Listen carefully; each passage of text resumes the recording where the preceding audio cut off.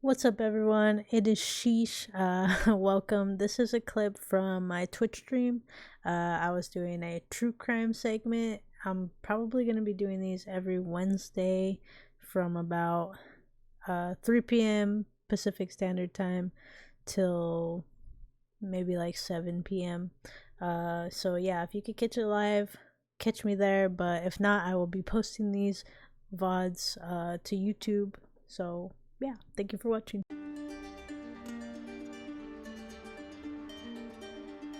So I'm gonna get into this. I've been watching a lot of true crime lately, and this story. Oh, dude, I lost my notes. Oh my god. So I'm gonna just have to remember it. I wrote like all these notes down about this case, and then my PC restarted. So here we are, fresh memory. You guys ready? Are you guys ready? I'm ready. Are you ready? I'm ready.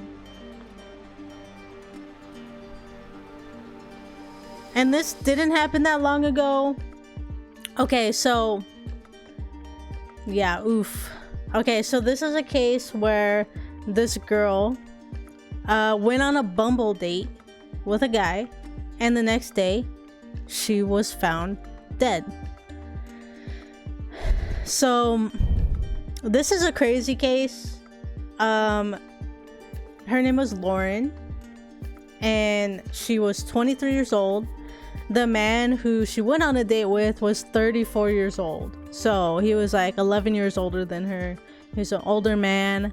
She was a black woman and he was a white man. Not saying that it's completely relevant to the story, but it might be. I don't know. Already red flags by the age difference? Yes. Not saying that everybody with huge age gaps is a red flag, but no, I mean, well, maybe he has like a good job. I don't really know what his income is like. Anyways, they only had known each other for 3 days before they went on this date. He met with her at her apartment. Wow, still red flags actually. Even more red flags. More red flags than before. Okay, so anyways, he met with her at her apartment. He said that like about 10 minutes into the date, she started to feel sick. And she went to the bathroom and she threw up. So she was like not feeling well when he got to her apartment. And for some reason, they decided to continue the date. I don't know. That's kind of a weird thing. I'll also want to note that they only knew each other for 3 days before this date. So like he didn't know her at all.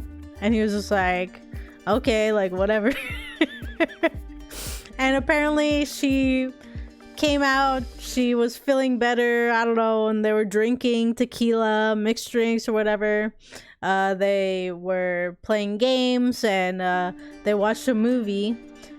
He claims that her brother had texted her something and she went downstairs to meet with him or to give him something or whatever, and then came back, and that she supposedly went into the bathroom and that she came back to finish the movie.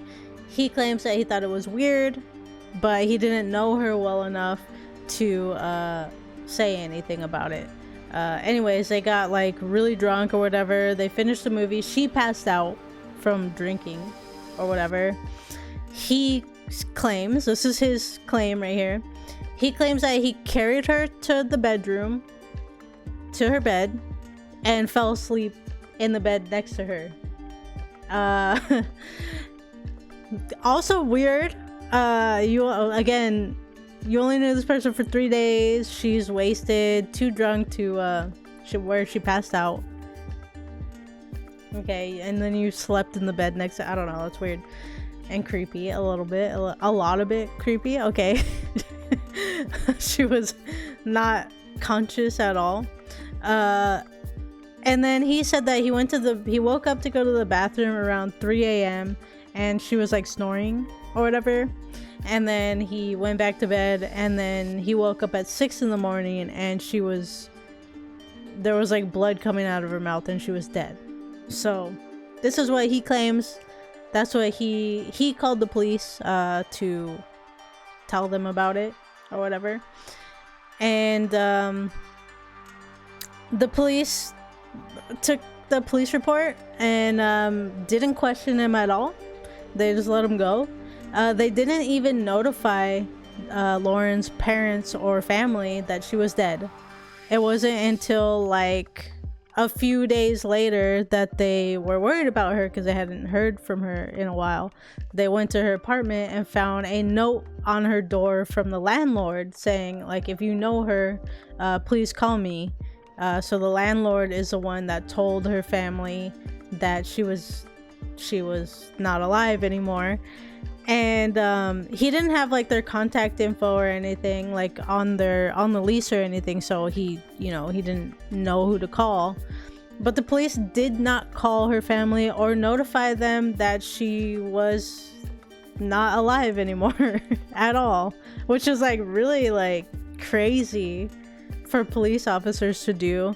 From that day that they went to the house, they took her passport, money from her wallet, like $1,000, and her phone, and that's all that they took. And they just kind of like ruled it out as like a drug overdose or something. So her family says that she wasn't known to be a drug user, but then again, like people who use drugs, like that, you're not gonna tell your family that you use drugs, you know. So it's not completely ruled out, but it is strange, they don't know her to be that way. But she did have fentanyl in her system and 2 other prescribed medications that was like for like antacids or something like that. So 2 weeks later, after the family starts calling the detective investigators, like asking what happened, who's this guy, like literally what happened, why weren't we contacted about our loved one, our family member, our daughter or whatever, why didn't we know that she had passed away or whatever. And the detective told them not to call him anymore. He said, stop calling me. And when they asked him about the guy, he just said, he's a nice guy, so like stop calling me, I don't want to talk to you or whatever. So he was like very like hands off about the entire ordeal, and like he didn't want anything to do with it. Like he didn't care. He was just like whatever. He literally did not care. He was super insensitive about this case, like altogether. So 2 weeks later, after the family had been persistent that it be investigated further, crime scene investigators went to her home and pulled bloody sheets, bed sheets. There was like a big blood pile in the middle of her bed with like blood on the sides and shit. And the drinks, like the cups, the glasses of alcohol, and a used condom. Remember going back to this guy's story on how she was passed out and he carried her to the bed and slept next to her. Remember that that part of the story that he said in the police report, right? But again, police did not question him at all. They just took her police report and sent him on his way. They didn't ask him anything. So yeah, again, fentanyl is a drug that is often laced in things. It can easily be hid. A lot of people will buy or take like medication sometimes that aren't always prescribed, and sometimes, or a lot of times, they're laced. Like for example, like Mac Miller, he took or that, and a very small amount can be fatal to people. So I don't know like if she took it intentionally or if it was given to her, maybe like put in her drink, or since they were making tequila mixed drinks.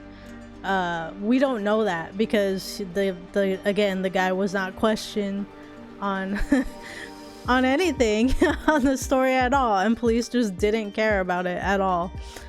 When the family called the police to come over the first time that they heard about it. It took the police 5 hours to get there, to even like show up.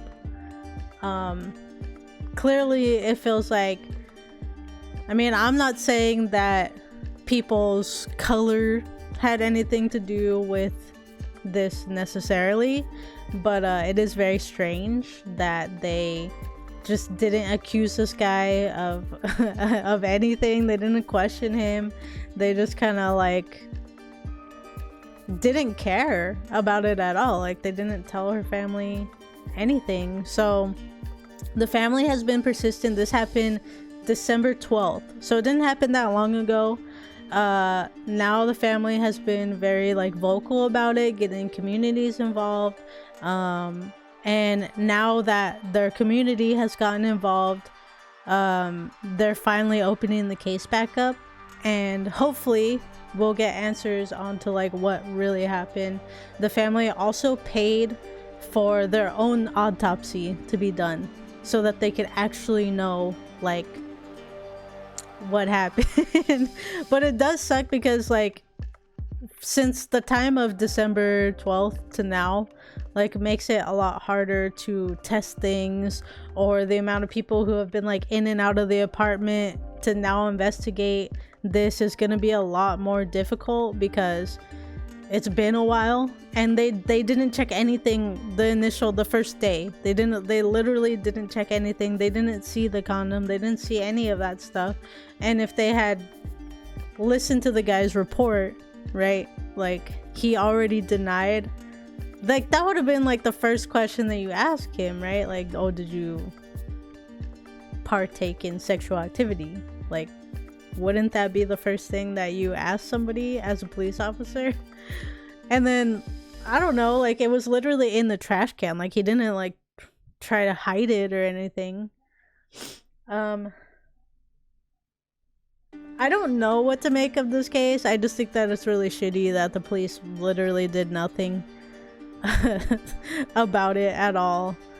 I can't remember where this was. After, let's see.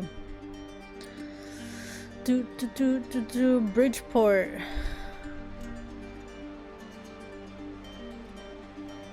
Connecticut. So this happened in Bridgeport, Connecticut.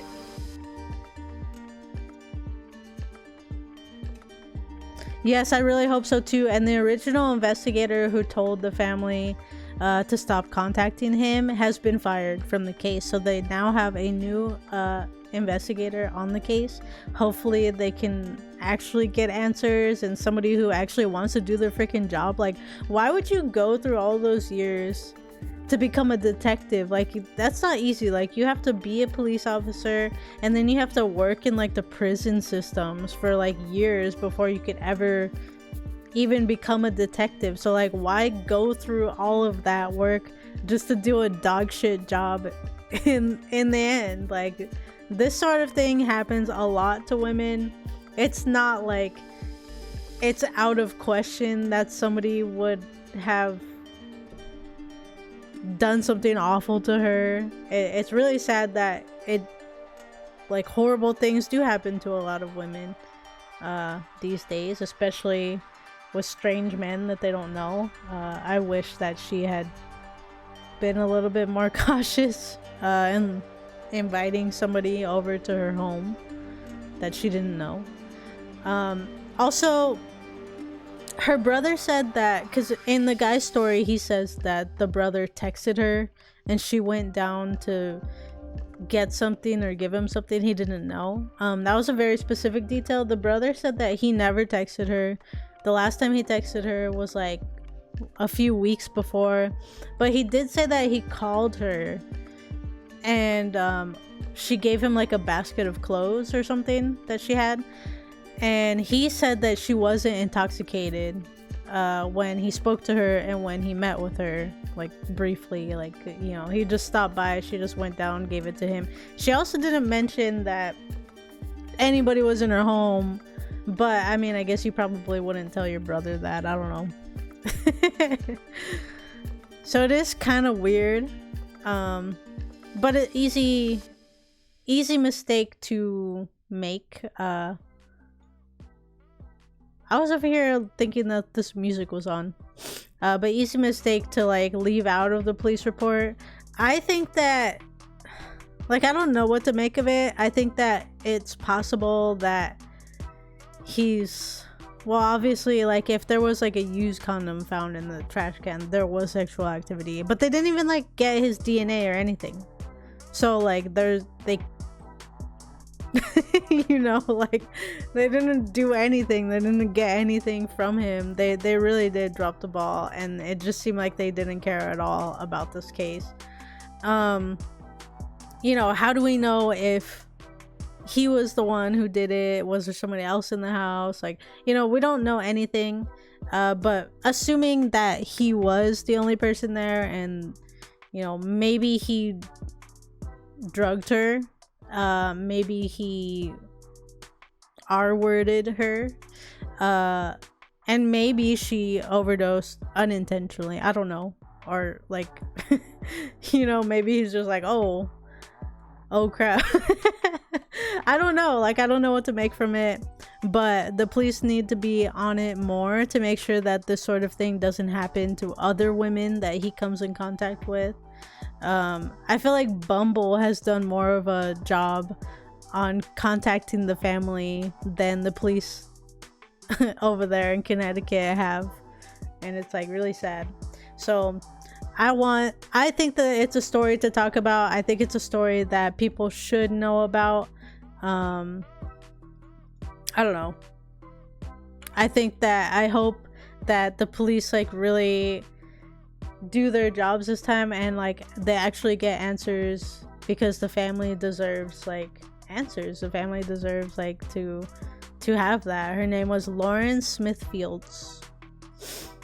So yeah, RIP Lauren Smith Fields. I hope your case is